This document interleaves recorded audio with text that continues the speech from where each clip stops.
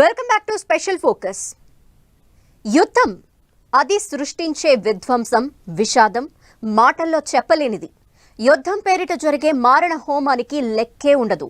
యుద్ధం సృష్టించే బీభత్సంతో దేశాలు ఆగమైపోయేవి. అందుకే ఆధునిక ప్రపంచంలో యుద్ధతంత్రం మారుతోంది. సాంకేతిక పరిజ్ఞానమే సరికొత్త ఆయుధంగా ఆకాశాన్నే యుద్ధభూమిగా చేసుకుని పోరాడుతున్నాయి ప్రపంచ దేశాలు.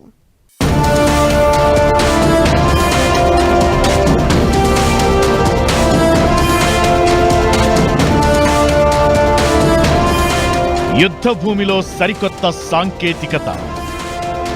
మిసైల్స్, డ్రోన్లతో విధ్వంసానికి స్కెచ్. ఆకాశమే యుద్ధ భూమిగా దేశాల పోరు. రోజులు మారాయి, పరిస్థితులు మారాయి. దానికి తగ్గట్టుగానే యుద్ధాలు, యుద్ధ తంత్రాలు మారుతున్నాయి. రెండు దేశాల మధ్య యుద్ధం అంటే తుపాకుల మోత, బాంబుల వర్షంతో నరమేధం సృష్టించడమే లక్ష్యంగా ఉండేది. కానీ ఇప్పుడు తీరు మారింది. తక్కువ ప్రాణ నష్టం జరిగేలా యుద్ధం చేస్తున్నాయి దేశాలు. రాకెట్లు, బాలిస్టిక్ మిసైల్స్, డ్రోన్లతోనే దాడి చేసుకుంటున్నాయి. యుద్ధం అంటే సరిహద్దు వెంటే కాదు, వేల కిలోమీటర్ల దూరం ఉంటే కూడా ఆకాశమే యుద్ధ భూమిగా, సాంకేతికతే ఆయుధంగా ఫైట్ చేయొచ్చని చూపిస్తున్నాయి దేశాలు.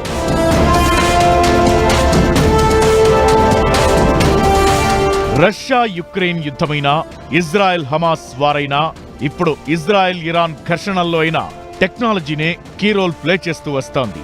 రష్యా యుక్రెయిన్ యుద్ధంలో యుక్రెయిన్ కూడా ఏఐ ఆధారిత డ్రోన్లను ఉపయోగించింది. అవి మనుషుల ప్రమేయం లేకుండా టార్గెట్ ను గుర్తించి అటాక్ చేస్తాయి. ఏఐతో శాటిలైట్ పిక్చర్స్ ను తీసి డ్రోన్ వీడియోలతో ఏం జరుగుతుందో ఎప్పటికప్పుడు తెలుసుకుంటోంది యుక్రెయిన్. రష్యా కూడా యుక్రెయిన్ పై డ్రోన్లతో దాడి చేస్తోంది. యుద్ధం మొదలైనప్పటి నుంచి 4000కు పైగా డ్రోన్లను వాడింది.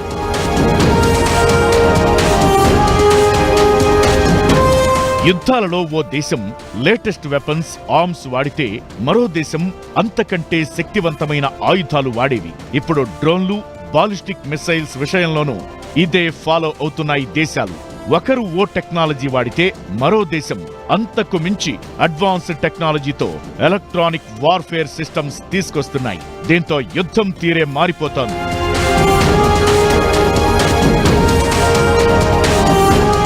మరోవైపు ఇజ్రాయెల్ రణక్షేత్రంలో డ్రోన్ను వాడటం సంచలనం సృష్టించింది. ఇజ్రాయెల్ సైన్యం గాజాలో బాంబింగ్ చేయడానికి డ్రోన్లను ఉపయోగించింది. లేటెస్ట్ టెక్నాలజీతో కూడిన డ్రోన్లతో ఇండోర్, అండర్ గ్రౌండ్ ఆపరేషన్లు చేస్తోంది ఇజ్రాయెల్. ఓ టన్నెల్లో దాక్కున్న సీనియర్ హమాస్ లీడర్ను అడ్వాన్స్డ్ డ్రోన్తో హతం చేసింది. హమాస్ కూడా ఇజ్రాయెల్ కు దీటుగా డ్రోన్లు వాడుతోంది. గతేడాది అక్టోబర్లో ఇజ్రాయెల్ పై డ్రోన్లతోనే అటాక్ చేసింది హమాస్. ఈ డ్రోన్లు పేలుడు పదార్థాలు, కెమెరాలు, కమ్యూనికేషన్ సిస్టమ్ ను మోసుకెళ్తాయి. వాటికి రిమోట్ కంట్రోల్ మిషన్ గన్ కూడా సెట్ చేసి ఉంటుంది.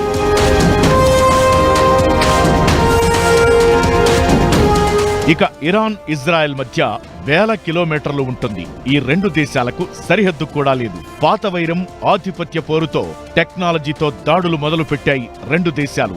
300కు పైగా డ్రోన్లు, క్రూయిజ్ మిసైల్స్, బాలిస్టిక్ మిసైల్స్ తో ఇజ్రాయెల్ పై అటాక్ చేసింది ఇరాన్. ఇరాన్ దాడులను తమ టెక్నాలజీతో కూడిన సెల్ఫ్ డిఫెన్స్ సిస్టమ్స్ తో ఈజీగా తిప్పికొట్టింది ఇజ్రాయెల్.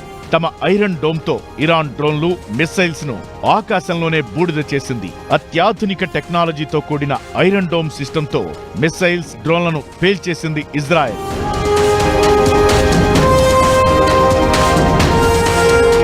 ఇజ్రాయెల్ ఇరాన్ మీద చేసిన అటాక్స్ లోనూ టెక్నాలజీ వాడింది. అయితే ఎయిర్ డిఫెన్స్ సిస్టమ్స్ తో డ్రోన్లను కూల్చివేసింది ఇరాన్. ఇలా యుద్ధ తంత్రంలో సాంకేతికత కీలక పాత్ర పోషిస్తోంది. రాబోయే రోజుల్లో ఇది మరింత సవాల్గా మారనుంది.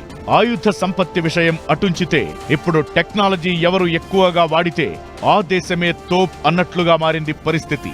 దేశాల ఆధిపత్య పోరుతో వైరం పెరిగితే ఆధునిక సాంకేతిక పరిజ్ఞానమే ఆయుధం కానుంది.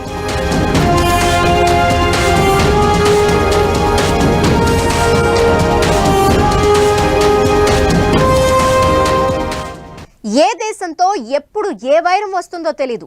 ఏ దేశం ఎప్పుడు ఏ దేశం మీద దాడి చేస్తుందో అంతకంటే తెలియదు.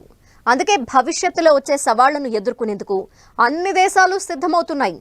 లేటెస్ట్ టెక్నాలజీతో కూడిన డ్రోన్లు, ఎక్విప్మెంట్ ని రెడీ చేసుకుంటున్నాయి. ఈ సాంకేతిక ఆయుధ సంపత్తిలో చైనా అన్ని దేశాల కంటే ఓ అడుగు ముందే ఉంది.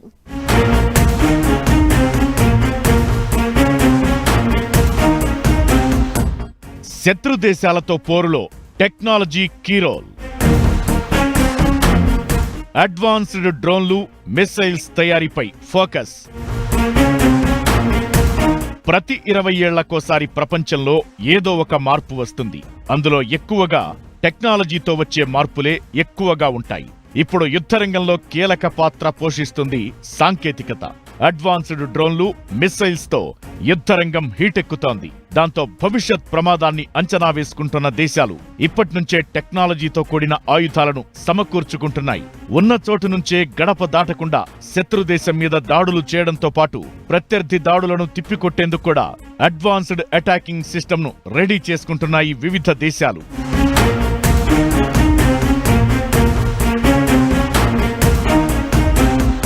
భారత్ కూడా అధునాతన యుద్ధ సామాగ్రి, సాంకేతిక పరిజ్ఞానాన్ని సమకూర్చుకుంటోంది. డ్రోన్ల విషయంలో తప్ప మిస్సైల్స్ అయితే అమెరికా, చైనాతో పోటీపడి తయారు చేస్తోంది భారత్.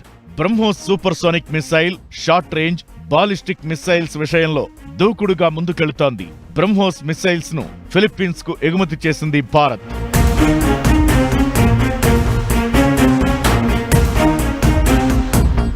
ఇక మానవరహిత యుద్ధ విమానాలపై డిఆర్డీఓ ఎప్పట్నుంచో పనిచేస్తోంది.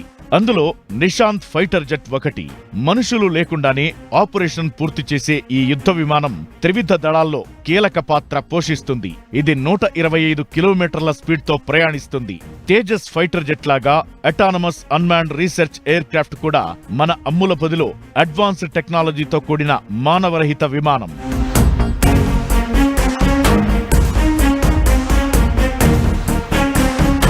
లక్ష్య పేరుకు తగ్గట్టే ఇది టార్గెట్ ను చేజ్ చేయడంలో పక్కా వర్కౌట్ చేస్తుంది.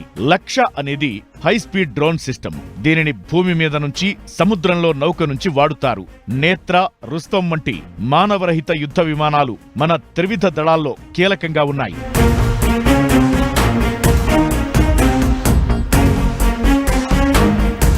ఆయుధ సంపత్తి విషయంలో డ్రాగన్ కంట్రీ చైనా ప్రపంచంలో అన్ని దేశాల కంటే ముందుంది. అడ్వాన్స్డ్ టెక్నాలజీతో కూడిన డ్రోన్లు, ballistic missiles, self defence system, శత్రు దేశాల మిసైల్స్ ను కూల్చే సిస్టమ్ ను సొంతంగా తయారు చేసుకుంది చైనా. కొన్నాళ్లుగా సైనిక సంఖ్యాబలాన్ని తగ్గించుకుంటూ సాంకేతిక పోరాట సత్తాను పెంచుకుంటూ వస్తోంది డ్రాగన్ కంట్రీ. డ్రోన్లు, రోబోటిక్ లేజర్లు, ఏఐతో యుద్ధం చేసే కెపాసిటీని సాధించింది. అడ్వాన్స్డ్ ఏఐ డ్రోన్లను కూడా తయారు చేసుకుంది చైనా.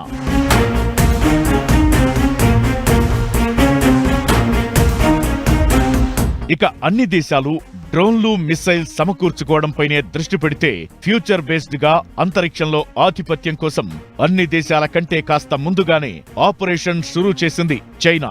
అంతరిక్షంలో సైనిక కార్యకలాపాలు చేపడుతోంది డ్రాగన్ కంట్రీ. మానవ ఉనికిని కొనసాగించడానికి అంతరిక్షంలో కావాల్సిన ఏర్పాట్లను చేసుకుంటూ వస్తోంది. అన్ని దేశాలు భూమి మీదనే కొట్టుకుంటుంటే స్పేస్ లో ప్రధాన శక్తిగా మారడానికి చైనా ప్రయత్నాలు మొదలుపెట్టింది. అంతరిక్షంలో చైనా సైనిక ప్రాజెక్టులు చేపట్టినట్లు అనుమానాలు వ్యక్తమవుతుండటం ప్రపంచ దేశాలకు ఆందోళన కలిగిస్తున్నాయి.